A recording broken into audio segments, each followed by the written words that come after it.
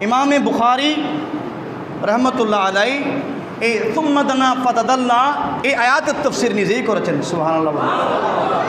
কি তফসির? সুম্মা দানা, যে আল্লাহ রসুলের পাকের কতটুকু কাছাকাছি হয়েছিল। সুম্মা দানা ফাতাদাল্লা, যে একটা সরিষার দানা পরিমাণ ব্যবধান ছিল। সুবহানাল্লাহ। ইমামে বুখারী তফসিরের মধ্যে বলছেন, হাত্তা দানাল জব্বারু রব্বুল ইজ্জতি, আমার নবী না আল্লাহ এমন কাছে আসলেন যে আল্লাহ এবং রসুলের মাঝে আর কোনো ব্যবধান নাই, শুধুমাত্র একটা সরিষার দানা। সুবহানাল্লাহ। এই ব্যবধান।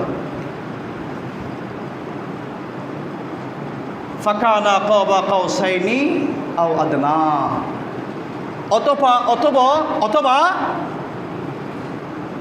আল্লাহ রব্বুল আলামিন কামলিওয়ালা নবী এত নিকটে হলেন, কেমন? তীর এবং ধনুকের মতো।